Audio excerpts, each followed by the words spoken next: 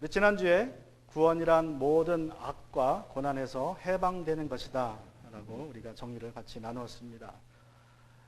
Last week we have looked at a definition of salvation, which is salvation is being set free from all evil and sufferings.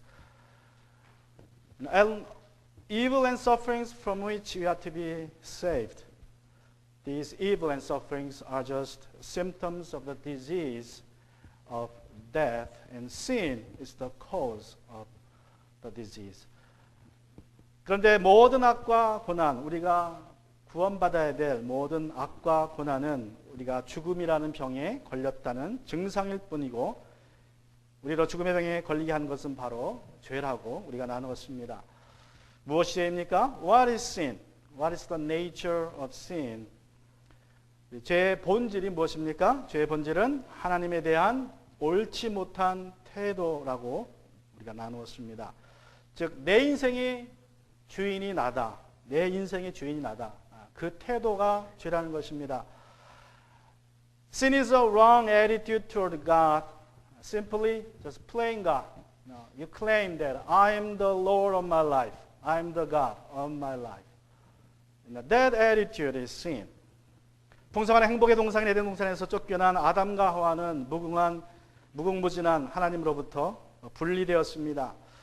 그래서 우리는 자원의 부족으로 고통을 당하고, 그리고 이제 그 부족한 것을 채우기 위해서 다른 사람의 것을 뺏어옵니다.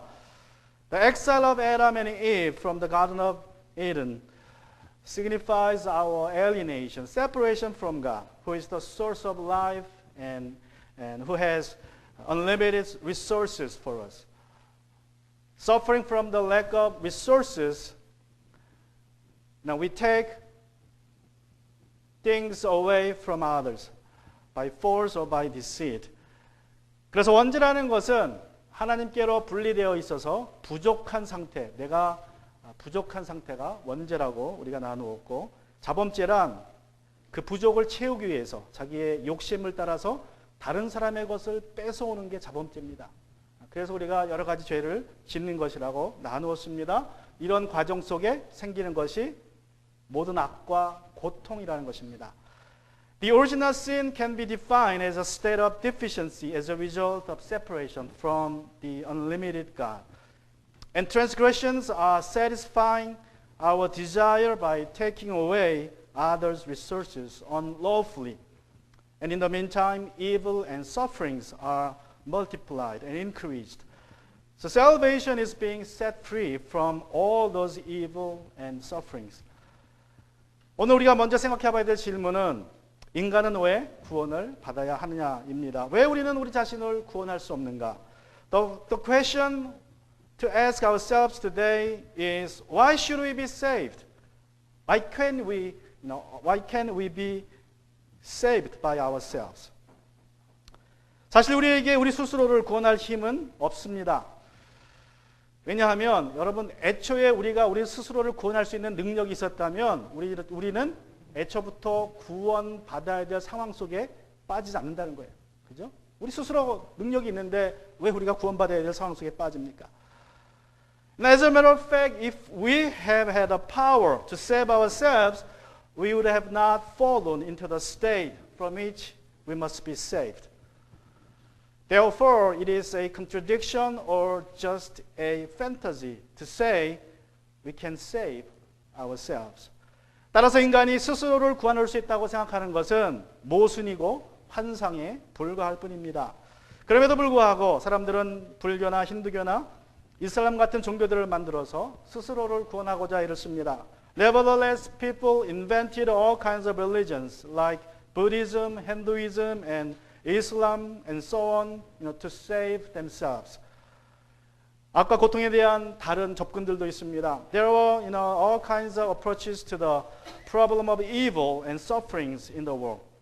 The one of them is this, a philosophical one, that some people believed that they could build a utopia, which is heaven on earth, a perfect world without suffering and evil. 악에 대한 많은 접근들이 있는데 그 중에 하나가 바로 철학적인 접근입니다. 19세기의 계몽주의자들은 교육을 통해서 유토피아를, 즉 지상 낙원을 만들 수 있다고 믿었습니다. 인간의 이성을 개발하고 교육을 시키면, 또 과학과 기술을 이제 발전시키면 고통이 없는 인간의 모든 문제가 사라지는 완벽한 세상이, 유토피아가 임할 것이라고 믿었습니다. 다른 말로 하면 인류 문명을 낙관했다는 것입니다. It is called enlightenment in 19th century. They thought the advancement of reason, science, and technology through education would make the world a perfect place to live. And they were very much optimistic about the human culture, human advancement. 그런데 1차 대전과 2차 대전을 통해서 우리가 무엇을 깨닫게 됩니까? But what do we come to realize through the first and second world wars? 1차 대전과 2차 대전은 인류 역사상 가장 큰 재앙이죠. 아주 많은 사람들이 죽었습니다. Through those wars, world wars, so many people killed. Nothing happened before like that. And so people began to realize we cannot have utopia through enlightenment, through the advancement of our science and knowledge. 그래서 깨달은 것이 사람이 교육을 통해서, 계몽을 통하여서, 인간의 발달된 지성을 통하여서 이 땅에 유토피아가 이루어지는 것이 아님을 깨닫게 됩니다. 이제 그래서 나온 것이 마르크스주의입니다. 공산주의입니다. And Marxism, that is socialism, took over. Some people of the Enlightenment came to conviction through their studies and reasonings that utopia would come if all people were treated equal, primarily economically. 그래서 나온 것이 이제 마르크스 공산주의인데, 계몽주의자들 중에 일부가 이러한 연구와 또 이성적 통찰을 통해서 이러한 결론에 도달합니다. 모든 사람이 경제적으로 평등하면 세상에 유토피아가 올 것이다. 이러한 확신 속에서 공산주의가 시작됐지만 공산주의는 70년을 넘기지 못합니다. 오히려 공산주의자들이 수천만 명을 학살하는 그러한 만행이 저질러집니다. But the communism didn't last more than 70 years. In the meantime, few idealistic communistic leaders in the world, massacred, as we know, millions of people. The communistic world just failed. 그래서 1차 대전과 2차 대전 이후로, 20세기 이후로 신학자들은 인간의 죄에 대해서 좀 더 진지하게 생각하고 종말론에 대해서 좀 더 진지하게 생각합니다. 새롭게 생각합니다. Since the First and Second World War, theologians began to think about and focus more on the doctrine of the last days and about human nature. 그리고 이제 20세기가 우리에게 주었던 교훈은 구원은 우리 밖에서 와야 된다는 거예요. 구원은 우리 힘으로 스스로 이룰 수 없다는 것이 20세기의 이제 교훈이었습니다. The lesson we had from 20th century is that salvation must come from outside, not from us. Salvation must be given from the one who is outside the world, outside the universe, transcendent. In other words, we should be saved by grace only. And the Bible says salvation is a gift from God. That's what it means. That's what we realize. 구원은 무한한 힘을 가진 초월자, 즉 이 세상 밖에 계신 분으로부터 주어져야 한다는 것이 20세기의 이제 교훈이었습니다. 여러분, 구원은 오직 은혜로 주어집니다. 구원은 성경이 말씀하는 대로 하나님이 주시는 선물입니다. 죄인들에게 이 구원의 기쁜 소식이 바로 복음이라는 것입니다. 그런데 그 복음의 핵심은 예수님이 바로 구세주시다라는 선포가 복음입니다. To sinners, the good news of salvation is the gospel. The core of the gospel is Jesus is the Lord and Savior. 여러분, 복음은 예수님이 바로 구원자이시고 주님이시다라는 선포입니다. 이제 문제는 그러면 우리가 어떻게 예수님이 주님이심을, 구원자이심을 확신할 수 있느냐는 것입니다. The gospel is the proclamation of the truth that Jesus is the Lord and Savior. What matters now is, how can we know then He is the Lord and Savior? How can we be sure of that He is the Lord and Savior for our sin? 여러분, 그가 예수님이 우리의 구원자이심을, 우리의 주님이심을 우리가 어떻게 알 수 있습니까? 지금 세상에는 엄청나게 많은 사람들이 스스로를 구세주라고 주장합니다. 대표적으로 문선명도 그 사람 중에 하나죠. 그런 사람들 중에. There are a lot of people claiming to be the Messiah and Savior.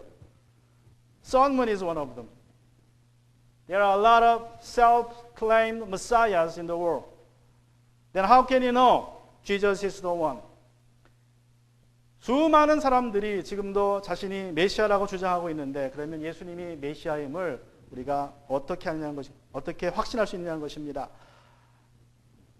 예수님의 삶과 죽음과 부활을 볼 때에 하나님께서 우리를 위해서 보내준 그 아들이 예수님이 구세주임을 우리가 알 수 있습니다. Now, when we see His life, death, and resurrection, we can be certain that He is the Lord and Savior. So our today's scripture, Mark 10, verse 45, where Jesus clearly says why He came to the world. 그래서 마가복음 10장 45절을 보시면 예수께서 자신이 왜 세상에 오셨는지 분명하게 말씀합니다. Let me read it to you. 제가 읽어드리면, 인자는 섬김을 받으러 온 것이 아니라 섬기러 왔으며 많은 사람을 구원하기 위하여 치를 몸값으로 자기 목숨을 내주러 왔다.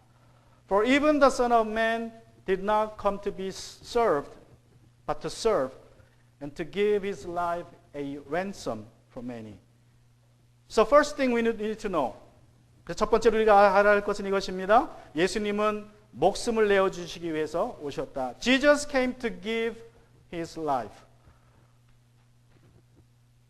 마가복음 10장 45절에서 예수님은 어떤 분으로 오셨는지 또 어떤 일을 하실 것인지를 분명히 말씀하고 있습니다. In Mark 10 verse 45, Jesus reveals who He is and what He will do and why He came. 먼저 예수님은 자신을 인자로 오셨다고 말씀합니다. First of all, He declares that He came as the Son of Man. 인자는 섬김을 받으러 온 것이 아니라 섬기러 왔으며, He says, For even the Son of Man did not come to be served, but to serve. 여러분, 인자라는 말 우리가 많이 듣던 이야기입니다. 단어입니다. Son of Man, it's a common expression in the Bible. We saw it many times as we read the Bible. Son of Man is a Jewish idiomatic expression referring to man. Simply, it is common expression of the Jews with no special meaning, indicating a man. 여러분, 인자라는 말 우리가 많이 본 단어인데, 이 인자라는 말은 유대인들이 그냥 사람을 가리킬 때 하는 말이에요. 사람을 가리킬 때 인자라는 표현을 씁니다. 저 사람 할 때 인자라고 그냥 표현해요. 그래서 성경에는 누구누구의 아들이라는 말을 굉장히 많이 사용합니다. In the Bible, the Jewish people use the expression son of something. Son of something, son of somebody, son of, to express who that person is. 그래서 성경에는 누구누구의 아들이라는 표현이 굉장히 많은데, 성경에는 심지어는 나이를 말할 때도 나이도 이렇게 얘기합니다. 조셉이 30살이라고 표현할 때, Joseph is a son of 30 years. 그게 유대인의 표현으로는 요셉이 30살이라는 거예요. So in the Bible, Joseph is described as 30 years. The Bible says he is a son of 30 years. That's how they express. So it's very common expression to indicate a man. 그래서 인자라는 말은 굉장히 일반적으로 사람을 가리키는 그러한 표현입니다. 그래서 성경에 그런데 특별한 것은 성경에 보면 인자라는 표현이 신약 성경에서 특별히 사도행전 7장과 히브리서 2장과 요한계시록 1장과 14장을 제외하고는 신약 성경에서는 오직 복음서에서만 나타나요. 한 106번 복음서 벗어나서 나타나고 그 외에는 다 복음서에 나타납니다. In the New Testament, it appears the expression Son of Man appears in Acts chapter 7, in Hebrews chapter 2, in Revelation chapter 10 and 14. And it appears exclusively in the four Gospels. What is particular is that Jesus calls Himself as the Son of Man, especially when He talked about His suffering and his death and his resurrection as the Messiah. 특별히 복음서에서만 나타나는데 예수님께서 자신의 죽음과 고통과 부활을 말씀하실 때에는 자신을 인자라고 표현하십니다. 인자라고. 왜 예수님은 자신을 하나님의 아들이나 메시아로 부르지 않고 대신 인자로 부르십니까? Why didn't he call himself as the Son of God or Messiah, but the Son of Man? 예수님은 분명히 하나님의 아들로 이 땅에 오셨습니다. 그러나 예수님은 자신을 그렇게 부르지 않으시고 또 그렇게 불리는 것도 좋아하지 않으십니다. It's sure that he came to the world as the Son of God, but he didn't introduce himself as such, nor did he want to be called as such. Mark chapter 3 verse 11 and 12, there's an incident like this. 우리 마가복음 3장 11절에 12절에 보시면 이러한 이야기가 있습니다. 또 악한 귀신들이 예수를 보기만 하면 그 앞에 엎드려서 외쳤다. 당신은 하나님의 아들입니다. 그러면 예수께서는 나를 세상에 드러내지 말아라 하고 그들을 엄하게 꾸짖으셨다. Whenever the unclean spirits saw him, those possessed fell down before him and cried out, "You are the Son of God." And he would strongly warn them not to make him known. He didn't want to be called and revealed as the Son of God. You know, this is a very particular phenomenon in the Bible, so theologian says it is the messianic secret by Jesus. He didn't want to be revealed as the Messiah, even though he came as the Messiah. 여러분, 예수님 자신이 메시아로 왔지만 메시아로 밝혀지기를 꺼리셨습니다. 그래서 신학자들은 이것을 메시아의 비밀이라고 말합니다. 그런 유대인들이 기다리는 메시아는 다윗 왕과 같은 메시아로서 로마의 모든 억압과 또 고통 속에서 구원할 하나님의 아들이라고 믿었기에 예수님은 자신을 하나님의 아들로 밝히지 않습니다. It is because the Jews had been eagerly waiting for the coming of their Messiah, which means, the Son of God, mighty king like David, who would save them from the hands of the Romans. 유대인들에게 메시아 사상은 사무엘 7장 12절에서 시작합니다. The picture of the Jewish Messiah came from 2 Samuel chapter 12 and 14, which is the oracle by the prophet Nathan to the king David. 우리 12절부터 14절, 1절부터 사실 17절까지는 나단 선지자가 다윗 왕에게 준 예언의 말입니다. 이렇게 말하고 있습니다. 너의 생애가 다하여서, 여기서 너는 다윗이죠. 내가 너의 조상들과 함께 묻히면 여기서 나는 하나님이죠. 내 몸에서 나올 자식을 후계자로 세워서 그의 나라를 든든하게 하겠다. 나는 그의 아버지가 되고 그는 나의 아들이 될 것이다. 나는 하나님이니까 그 후계자가 나의 아들이 된다. 그래서 유대인들은 메시아는 하나님의 아들이라고 믿었습니다. It is said, when your time comes, you rest with your fathers. The you here is stated. I will raise up after you your descendants who will come from your body, and I will establish his kingdom. Means God. I is God. In verse 14, I will be a father to him, and he will be a son to me. And so, to the Jews, the Messiah is a descendant of David and is the Son of God to them. 그래서 유대인들에게는 메시아는 하나님의 아들이고 그리고 다윗의 후손입니다. 여러분, 이 예언의 근거에서 유대인들은 하나님께서 보내주실 메시아, 곧 하나님의 아들은 다윗의 아들로서 다윗의 왕권을 가지고 이방 나라의 자신들을 구원해줄 메시아라고 믿었습니다. 그리고 지금도 유대인들은 이런 메시아를 기다리고 있습니다. Based on this prophet, the Jews had been waiting for their Messiah, a son of David and a son of God, sent by God, who saved them from all kinds of oppressions of the foreigners. And they now still waiting today for the Messiah. 이런 상황에서 예수님은 각종 기적을 행하시고 권위로 가르치십니다. 그때 예수님께서 자신이 다윗의 후손이고 하나님이 보내신 하나님의 아들이라고 밝히기만 하면 어떤 일이 벌어집니까? 유대인들은 주저하지 않고 예수님을 왕으로 모시고 그리고 로마를 대항해서 싸우기를 시작했을 것입니다. If Jesus had revealed himself as the son of David while performing all kinds of miracles and teaching with authority, then all the Jews would have received him instantly as their Messiah and king. They would begin fighting against the Rome. 여러분 사실 12제자들이 예수님을 3년 반 동안 그렇게 고생하면서 따라다니는 이유도 바로 이것입니다. 3년 반 동안 얼마나 그들이 고생했습니까?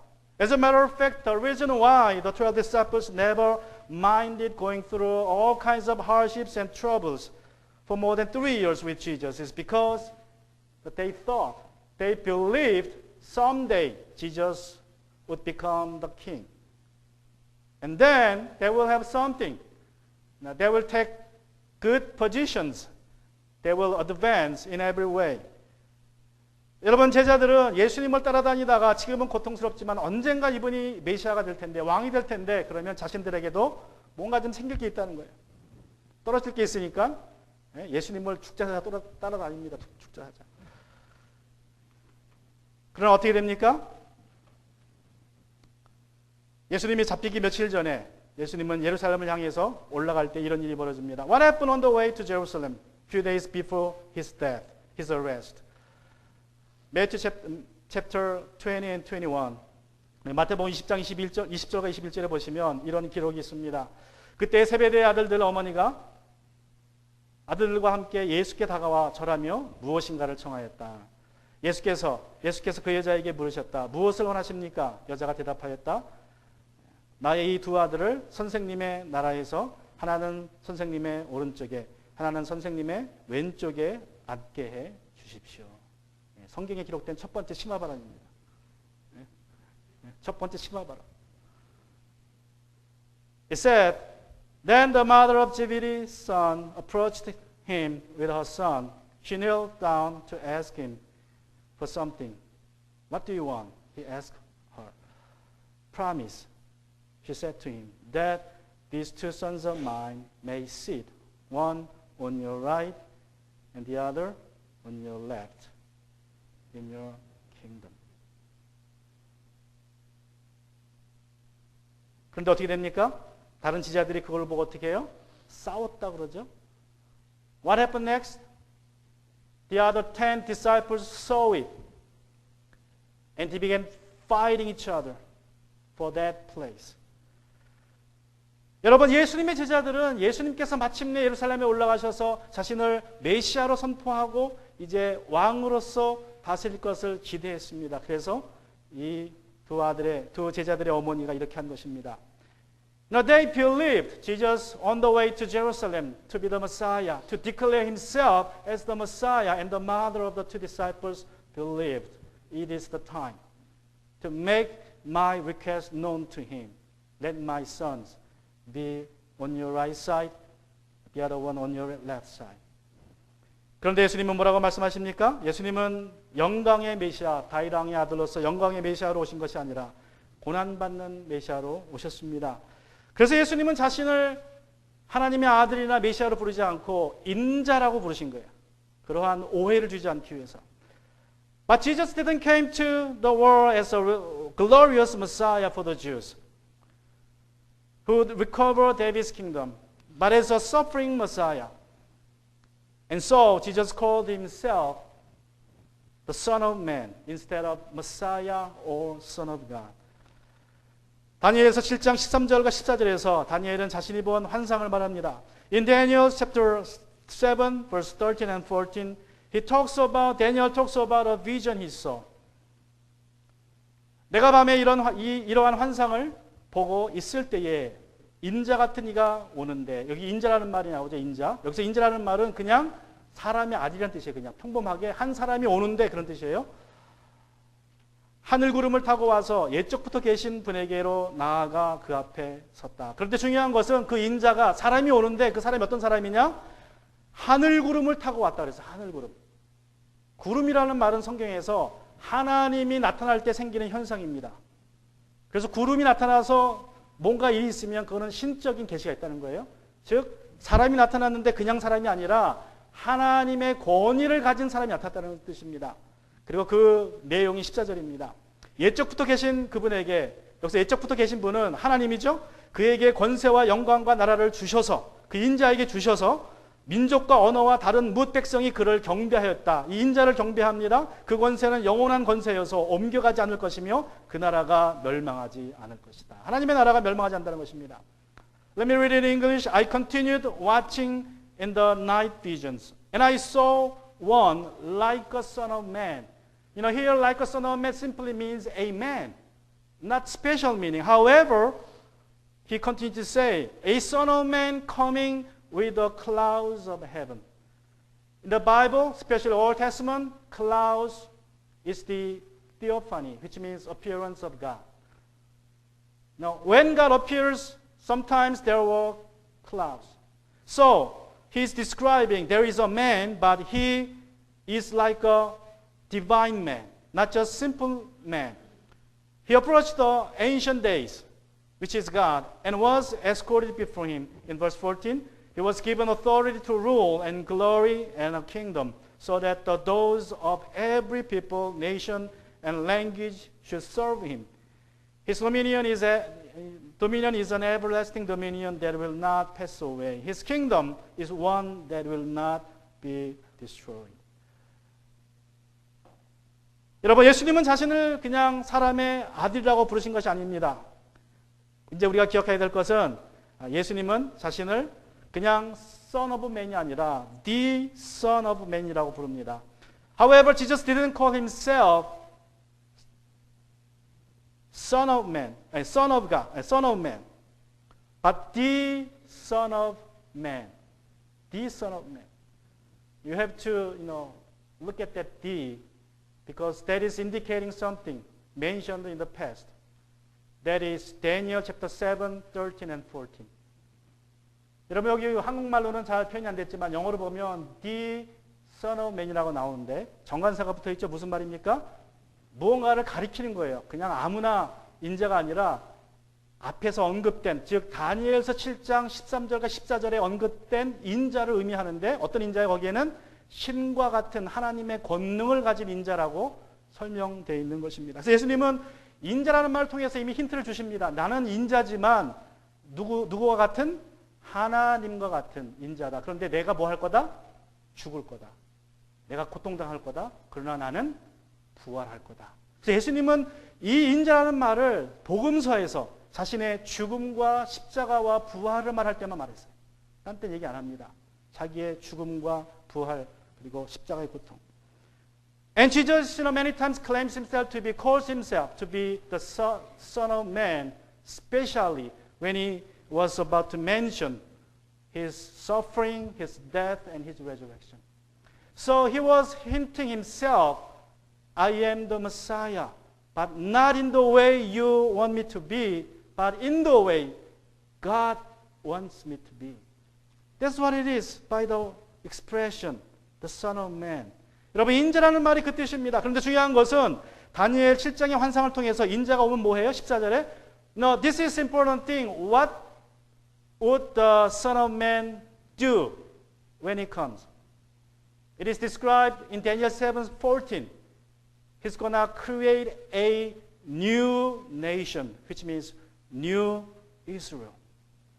중요한 것은 이 인자가 다시 오실 때에는 다니엘서 7장 14절에 기록된 대로 하나님의 아들들, 새 이스라엘을 새롭게 창조할 것이라고 그런 말씀하고 있습니다. 그리고 인자, 예수님이 그 하나님의 백성들의 첫 번째 대표가 된다는 거예요.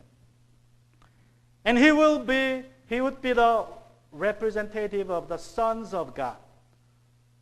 The sons of God, the expression in the Old Testament means the people of Israel. And Jesus is a representative of the sons of God. He's the first one to be the sons of God in the new kingdom. That's what it means. 여러분, 그래서 인자라는 말은 예수님께서 오셔서 인자가 와서 새 이스라엘을 창조하는데 이스라엘이라는 말은 구약에서는 하나님의 아들들을 이라는 표현을 쓰기도 했습니다. 그런데 그 하나님의 아들들을 새로 창조하는데 예수님이 첫 번째로 하나님의 아들이 된다는 거예요. 이 세상에서 육신으로 오셔서. 그러면 예수님은 어떤 메시아로 오셔서 이스라엘을 창조하신다는 것입니까? Then what kind of Messiah Jesus would be to create a new Israel? 마가복음 10장 45절 후반절에서 예수님이 그 방법을 말씀하십니다. Let's look at the second part of the Mark chapter 10 verse 45 where he talks about how he would recreate a new Israel.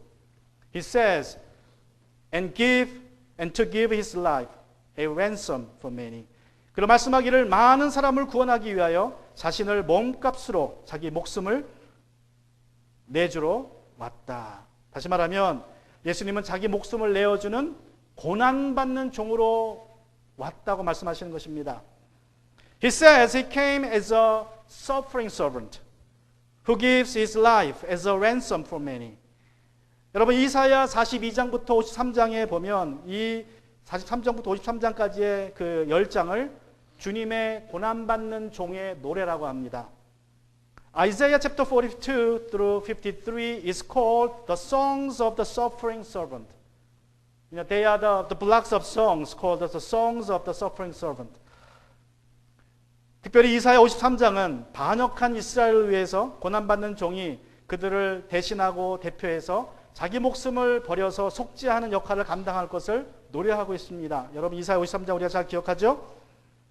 Chapter 53 of Isaiah is a song about a suffering servant who would suffer for the rebellious Israel and give away his life to atone their sins. You know, that's what the content is, the Isaiah chapter 53. 고난받는 종의 첫 번째 노래라고 할 수 있는 42장 6절에 보시면 이렇게 말씀합니다. Isaiah 42 verse 6 is the first song of the suffering servant, which goes like this. I, Yahweh, have called you for a righteous purpose. I will hold you by your hand. I will keep you and appoint you to be a covenant for the people and a light to the nation. 나의 주가 의를 이루려고 너를 불렀다. 내가 너의 손을 붙들어서 너를 지켜 주어서 너를 백성의 언약과 이방의 빛이 되게 할 것이다. 다시 말하면 고난받는 종이 오셔서 하시는 첫 번째 일은 새로운 언약을 세운다는 것입니다. Now this verse describes the suffering servant of the Lord. You know, as the one who would set up a new covenant with new people. When it will happen, then a new people of God will be born. 그래서 하나님 예수님께서 주의 고난받는 종이 새로운 언약을 세우시면 새로운 백성이 탄생합니다. 여러분 하나님은 이스라엘의 조상들과 이스라엘 백성들과 언약을 맺었듯이 이제 새로운 이스라엘과 언약을 맺습니다. 그래서 그 언약 속에 완전한 순종을 기대하십니다. 그것이 새로운 백성이 해야 될 일입니다.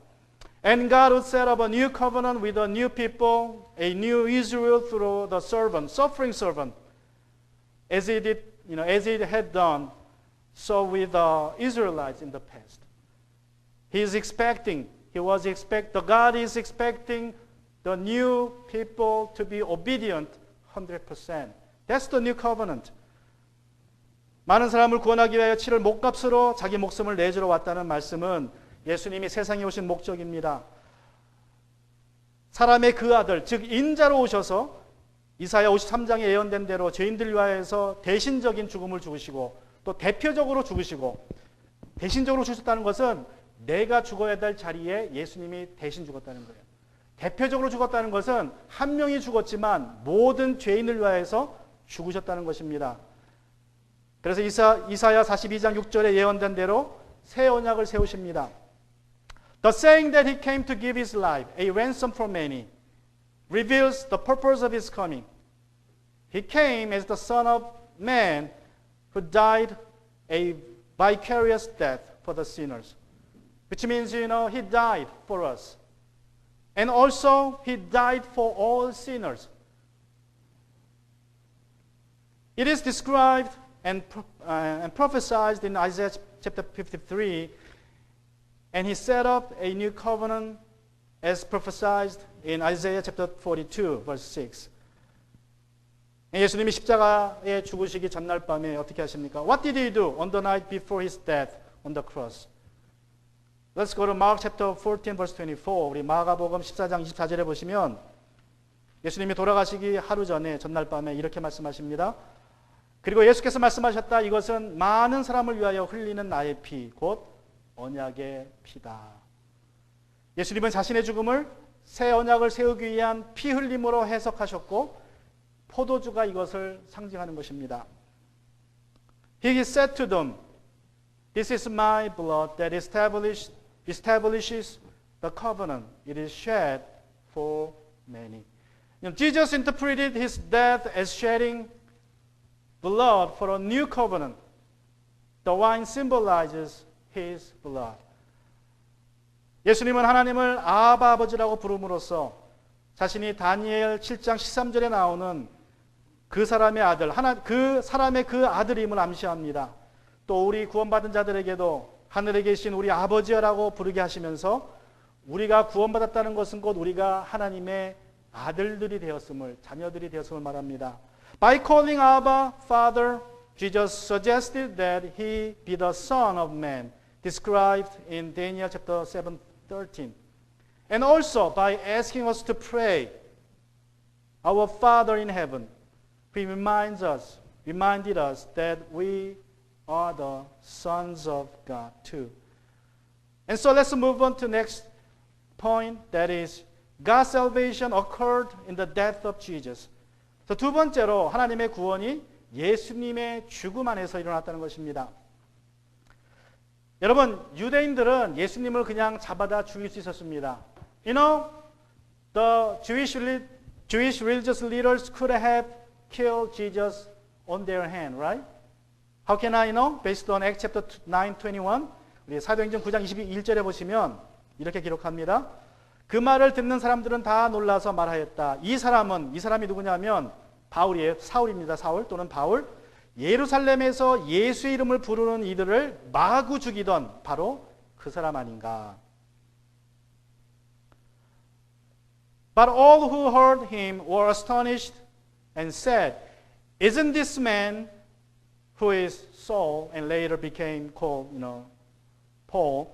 Isn't this man who in Jerusalem was destroying those who call on this name, which means Christians, and then came here for the purpose of taking them as prisoners to the chief priest? 여러분이 사울이 누구를 제일 먼저 죽였습니까? Whom did he kill first? Who was killed by Saul first? Who was the first martyr? Stephen. Yeah. Did he have any, condemnation from Romans? No, because they don't care. Romans don't care when the Jews deal with religious matters, even killing people. They don't care. 여러분, 로마 사람들은 종교 문제에 관해서, 특별히 유대인들의 종교 문제는 전혀 관여하지 않습니다. 그런데 왜 로마의 종교 지도자들은 예수님을 빌라도에게 넘겨줘서 십자가형을 받게 합니까? 이게 이제 핵심이에요.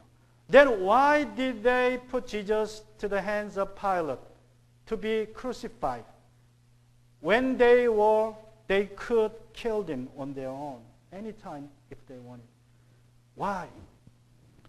여러분, 그 이유는 이것입니다. 여러분, 만약에 유대 종교지도자들이 예수님을 잡아다가 돌로 쳐 죽이잖아요. 그럼 어떤 일이 벌어져요?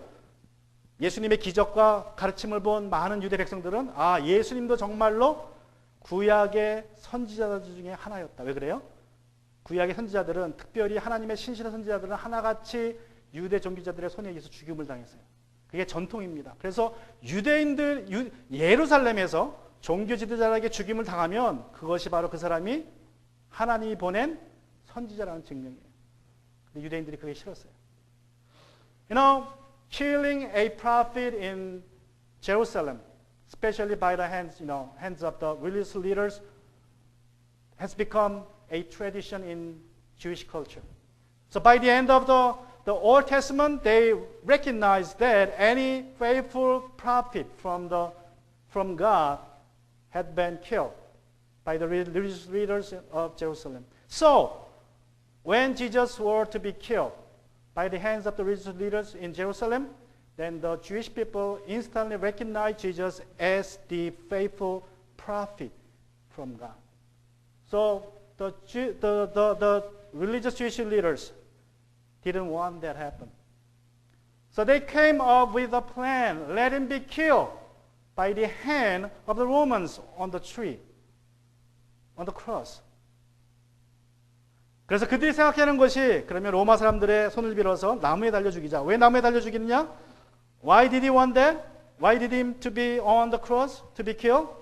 Deuteronomy chapter 21 verse 23 우리 신명기 21장 23절에 보시면 나무에 달린 사람은 하나님께 저주받은 사람이다.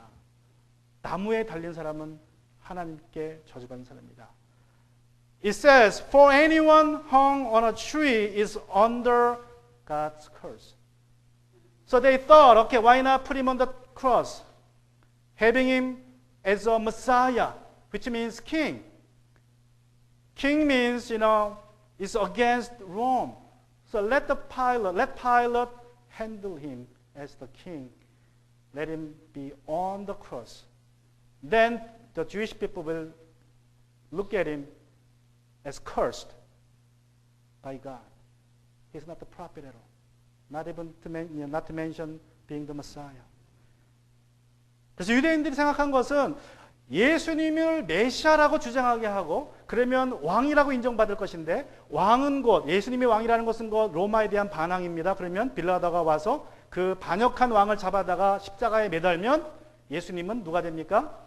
하나님께 저주받은 자가 되지 선지자가 되지 않습니다. 메시아가 되지 않습니다. 그래서 유대 종교 지도자들이 생각해낸 게 빌라도의 손을 잡아서 들여서 죽이자. 예수님을 하나님께 저주받은 자로 만들자라고 생각했던 것입니다. 그런데 무슨 일이 벌어집니까? 예수님은 십자가에 죽으셨습니다. 그들의 뜻대로. And what happened to Jesus? He died on the cross as they wished. But what happened to him? What happened afterwards? Jesus was resurrected. 그런데 예수님이 부활하신 거예요. 여러분 제자들은 예수님이 십자가에서 달려 죽는 것을 보고 다 실망합니다. 좌절합니다. 왜 그래요? 예수님은 하나님께 저주받은 자였구나 라는 것이 증명되었기 때문에 그들은 다 도망갑니다. 더 이상 소망이 없다고 생각해요. 자기들이 모든 기적을 봤지만 나무에 달려 죽은 자는 하나님의 저주 아래 있는 자라는 그러한 말씀 때문에 그들은 뿔뿔이 흩어집니다. 그런데 그때 예수님이 부활하셨다는 거예요. When they saw Jesus hanging on the cross, they thought Jesus was cursed, as described in the Bible. So they were in despair. They were in frustration. They just scattered. But 3 days later, he was resurrected. So the resurrection of Jesus is a proof that Jesus was right. God was right. And we were wrong. 여러분 그래서 예수님이 부활하신 것은 어떤 뜻이냐면 예수님의 가르침과 주장이 옳았다는 뜻이에요. 예수님 뭐라고 얘기하셨습니까? 나는 죽을 거다. 나는 고통받다가 십자가에 죽을 거다. 그리고 부활할 거다라는 것을 계속 가르쳤습니다. 예수님의 가르침이 옳다는 것을 증명한 것이 바로 부활입니다. Claim that I'm gonna die by the hands of the religious authority on the cross, but I will rise again. And through his resurrection, he proved that he was right and God was right. It wasn't an accident. He wasn't killed because of his powerlessness. He was killed according to the plans of God to save us. 많은 사람들은 예수님이 힘이 없어서 잡아 죽었다, 죽임을 당했다고 생각을 합니다. 심지어 지금 어떤 신학자들은 그렇게 얘기해요. 예수님은 실패했다. 그 중에 대표적인 사람이 우리가 아는 슈바이처 박사예요. 그 사람은 예수님은 실패자로 봅니다. 예수님은 죽임을 어쩔 수 없이 당할 수밖에 없었다. 예수님은 실패자가 아닙니다. 예수님은 하나님의 계획대로 십자가에서 죽으셨고 부활하심으로 우리의 죄를 용서해 주시는 그러한 분임을 확인해 주신 것입니다. 여러분 부활로 예수님이 하나님의 아들로 인정되었다면 예수님의 십자가의 죽음은 하나님의 저주가 아니라 예수님의 주장대로 예수님은 하나님의 계획대로 우리를 위해서 죽으셨고 우리를 위해서 살아나신 것입니다. Since his resurrection has proved his being the Son of God, his death on the cross couldn't be the curse of God, but the substitute death for us. For sinners, through his resurrection, the disciples came to realize that Jesus died on the cross not because he was cursed by God for his sin, but for our sins. 자기 목숨을 많은 사람을 위하여 대속물로 주겠다는 그 가르침이 십자가에서 완성되었음을 깨달은 제자들은 어떻게 합니까? 예수님의 죽음이 곧 우리를 위한 구원 사건임을 깨닫게 됩니다. The disciples also came to understand what Jesus said before. I came to give my life as a ransom for many. And they came to realization that the death of Jesus is to save us, and Jesus is the Lord and Savior. And the proclamation that Jesus died for our sin became the core of the gospel. 그래서 예수가 곧 구주라는, 예수가 십자가에 죽으신 예수가 구세주라는 것이 복음의 핵심이 되었습니다. 이와 같이 예수님의 가르침과 십자가와 부활은 서로 연결되어 있습니다. 여러분, 그냥 벌어진 일이 아닙니다. Likewise, his teaching, death on the cross and resurrection are interconnected. They were not just a series of happenings. They occurred as God planned it. 하나님의 계획 가운데 벌어진 일입니다. 예수님의 가르침은 십자가를 설명하고 부활은 십자가가 우리 인간에 대한 하나님의 구원 사건임을 확인해 줍니다. Jesus' teaching explains his death, and his resurrection confirms that his death is God's salvation plan for us. The early church understanding the meaning of his death, the early Christians began to proclaim boldly. When they understand the meaning of the cross, they began to proclaim boldly, Jesus is the Lord and Savior. 예수님의 가르침이 십자가로 부활로 확인되었을 때에 제자들은 하나님의 구원이 예수님의 죽음과 부활 속에서 일어났음을 깨달았습니다. 그래서 그들은 예수가 곧 구세주라는 복음을 선포하기 시작했습니다. 유대인들은 예수 운동을 종교시키고자 예수님을 십자가에 못 박았지만 하나님은 유대인들의 죄악을 통해서 하나님의 뜻을 성취하셨습니다. The religious leaders put Jesus to death on the cross to put an end to Jesus' movement. But God, we realize, used their sinfulness to accomplish His plan for our sins. 여러분, 유대인들은 예수님을 십자가에 못 박으면서 뭐라고 외칩니까? What did they shout when they were about to crucify Jesus? Let's go to John 19:16. 우리 요한복음 19장 16절에 가시면 이런 기록이 있습니다. 요한복음 15절, 19장 15절. 빌라도가 얘기합니다. 묻습니다. 당신들의 왕을 십자가에 못 박으란 말이요. 그러자 대제사장들이 이렇게 대답합니다. 우리에게는 황제 폐하밖에는 왕이 없습니다. 로마 황제밖에는 왕이 없습니다.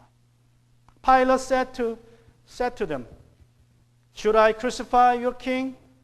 Then they answered, We have no king but Caesar's. Who should be the king of the Jews? 여러분, 유대인들에게 누가 진정한 왕입니까? 하나님만 왕이에요, 유대인들은. 유대인들에게는 하나님 외에 왕이 없습니다. 그래서 유대인들에게 왕은 하나님의 아들이 될 수밖에 없어요. 다윗 왕이 하나님의 아들이라고 여기는 것은 유대인들에게 왕은 하나님밖에 없기 때문에 그래요. They have their God as their king. So they believed king's son or king should be the son of God. However, they now claim Caesar is the king, not God.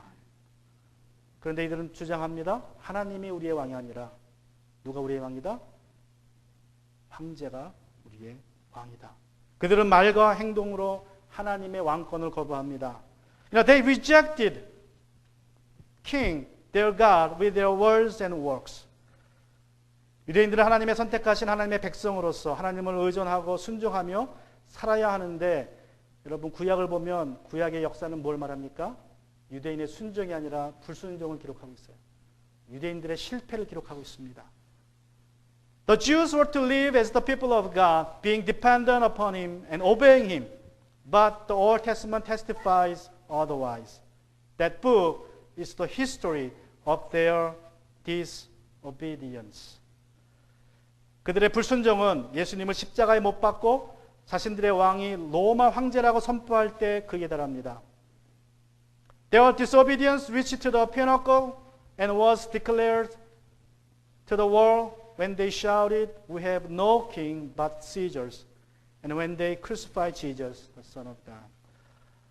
하나님의 아들 예수를 십자가에 못 박음으로써 더 이상 자신들은 하나님을 의지하지 않음을 천하에 드러냈습니다. 여러분, 그래서 그 유대인들의 죄를 이용해서 하나님은 새로운 하나님의 뜻을 이루는 순종하는 백성을 창조하십니다. 하나님의 옛 시대가 구약이 끝나고 새로운 피 흘림의 언약이 십자가에서 일어났다는 것이 바로 복음입니다. 그래서 예수님을 구세주로 믿는 사람들은 새 이스라엘이 되는 것입니다. However, God accomplished His will in the midst of their sins. The old covenant came to an end by their forsaking God with the crucifixion of Jesus, and the era of the new covenant has initiated when Jesus was crucified and created a new Israel by shedding of His blood on the cross. 복음은 예수 그리스도 안에 구원이 일어났다는 선포입니다. The gospel is the proclamation that salvation occurred in Jesus Christ. The last one, short one. 마지막 세 번째 포인트는 이것입니다. 예수의 죽음과 부활 속에 복음의 유일성이 있다. The uniqueness of gospel lies in the death and resurrection of Jesus. 1 Corinthians chapter 15 verse 3 and 4, 우리 고린도전서 15장 3절과 4절에 보시면 사도 바울이 복음의 핵심을 말합니다. 나도 전에 받은 중요한 것을 여러분에게 전해드렸습니다. 그것은 곧 그리스도께서 성경대로 우리 죄를 위하여 죽으셨다는 것과 무덤에 묻히셨다는 것과 성경대로 사흘날에 살아나셨다는 것과 For I passed on to you as most important what I also received, that he's going to explain the core of the gospel, is that Christ died for our sins according to the scriptures, that he was buried, that he was raised on the third day according to the scriptures. 여러분, 예수님의 부활은 시간과 공간을 초월하는 절대적인 의미를 갖습니다. 부활은 자연적인 현상이 아닙니다. 자연적인 사건이 아닙니다. 이것은 절대자가 개입해야만 일어나는 일입니다. 왜 그렇습니까? 죽은 것이 살아났다는 것은 우리가 할 수 있는 일이 아니라는 거예요. Especially the resurrection of Jesus has an absolute significance that transcends times and space.